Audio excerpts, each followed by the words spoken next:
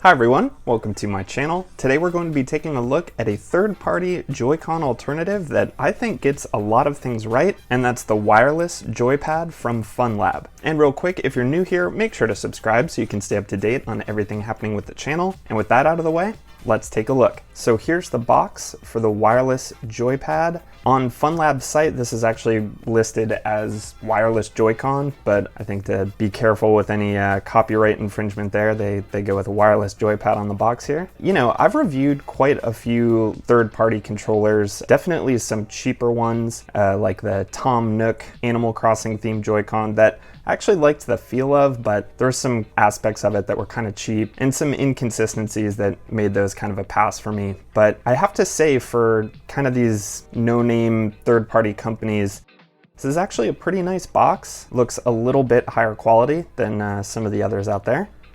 Take a look at the back here. Nothing crazy. And we'll get the box out of the way here. So here is the wireless joypad in turquoise and purple, and as you can see, it comes with this odd kind of JoyCon grip centerpiece here that looks like it would fold, but this is totally solid here, so it doesn't. So that's kind of an odd design. And right off the bat, when I pulled this out of the box, it definitely feels higher quality than some of those other kind of like knockoff JoyCon alternatives. It has a nice matte finish on it instead of like a glossy plastic, and a decent amount of weight, you know, not too heavy, but they don't feel hollow like some of the other cheaper ones. And I do appreciate those colors. I think they look pretty nice. And obviously the big benefit here is that these are going to be more ergonomic than your standard pair of JoyCon. They have a nice shape to them that feels really good in the hand, except for one little detail, and I'll get to that a little bit later here. And you've got your plus and minus buttons here up at the top, your face buttons that all feel pretty good. Definitely a little bit of travel with these, but they have a nice amount of resistance. And then you've got your home and capture buttons as well. And then each side comes with a macro button. There aren't mappable triggers, but you can map macros to a single button press. And then turbo buttons for each side as well. The ZL and ZR actually feel really nice. They feel pretty similar to the JoyCon triggers in their clickiness, but they're much larger and nice and contoured at the top here. And then the L and R feel pretty similar to the JoyCon as well. They're maybe a little bit stiffer, but they have a decent click. And they're maybe a little bit larger, but they're still pretty tiny, but that makes sense for JoyCon. And a decent feeling D-pad. I'd maybe like it if it had just a bit more resistance, but it does have a rocker in the middle, and it doesn't feel super mushy like some of the other controllers I've reviewed. And then the analog sticks are definitely closer to a Pro controller than the JoyCon. They are quite a bit taller, and that's something I'll get to too. I'm not sure if I ultimately love how tall they are, but the sticks feel really good. They have a nice concave top and some good grip around the edges.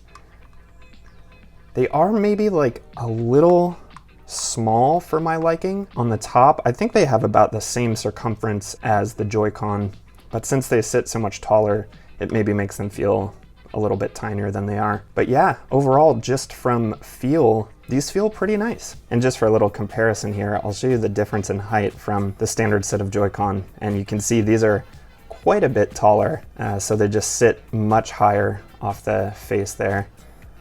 Let's see.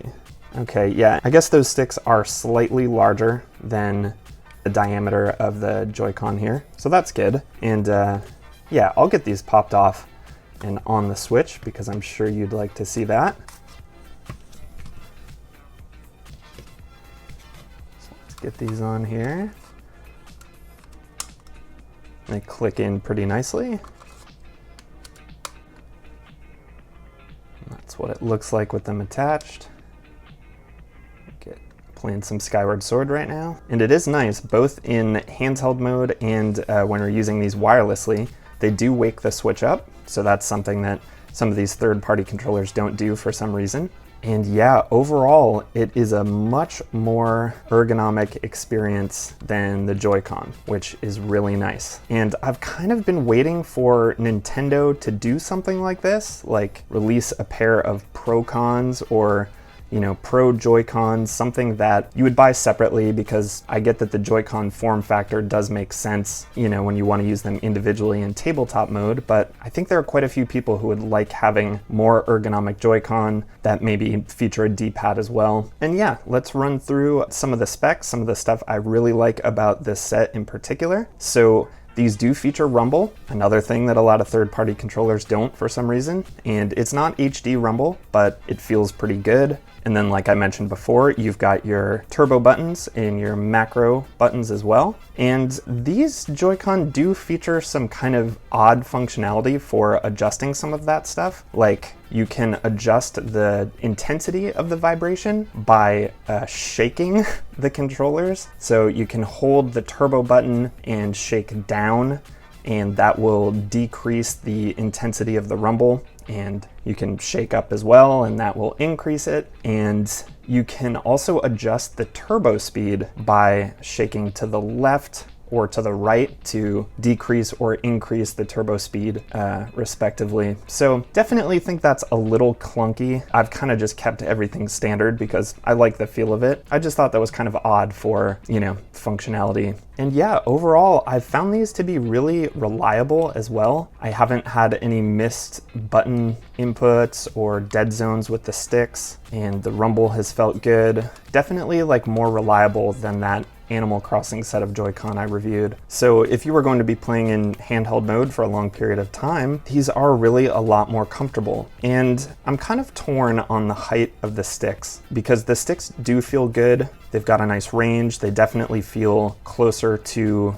the Pro controller, but with the placement of the right stick specifically on the Joy-Con here, even though these are more ergonomic, you really have to kind of kink your thumb pretty severe to get on top of the stick just because they're so high. But maybe that's something you really like. I have gotten used to it over time. At first, they felt maybe a little too tall for me, but I think that's going to be a matter of personal preference. So yeah, the rumble feels really good. Button sensitivity and stick sensitivity and reliability all feels really good as well. So these are really nice for handheld mode, and I really don't have too much bad to say about them other than the kind of clunky functionality as far as adjusting some of the settings go. But there is one thing that I really wish were different about these Joy-Con. So, you can charge these just as you would regular Joy-Con, attach to the Switch, put it in the dock. These are going to charge. They do just show up as standard gray Joy-Con, and you can't update them or anything. But the thing that I really wish was different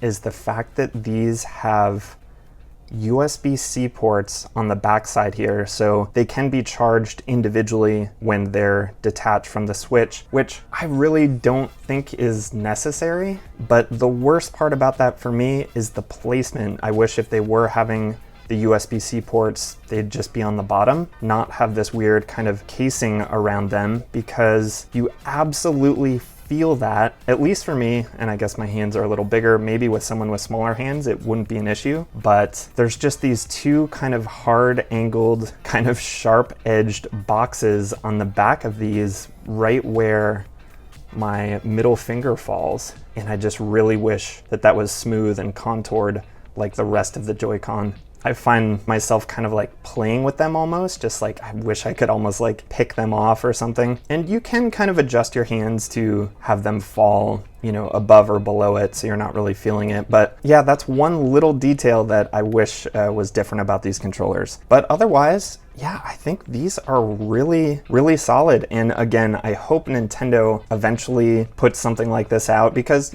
realistically, it would be a little higher quality. You'd have the HD rumble, you'd have Amiibo support as well. Should have mentioned that. These don't feature NFC functionality, but at this point, I think we're pretty used to third-party companies not implementing that on their controllers. So yeah, if you're looking for something that's a little more comfortable in handheld mode, I do prefer these to the SplitPad Pro as well, just because that doesn't feature rumble.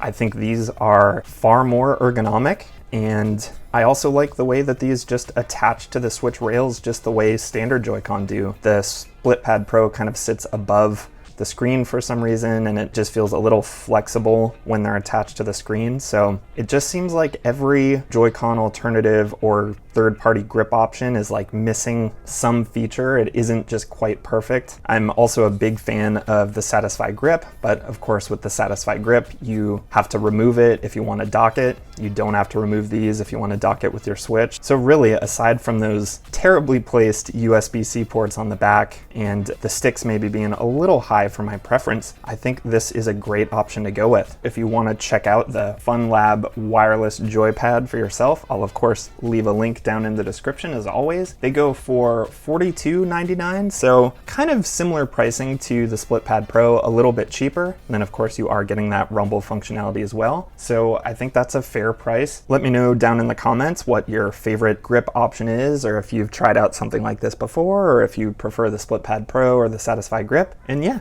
I think that's going to do it. So if you enjoyed the video, please give it a like on your way out and also consider subscribing. And until the next video, thanks so much for watching, and I'll see you next time.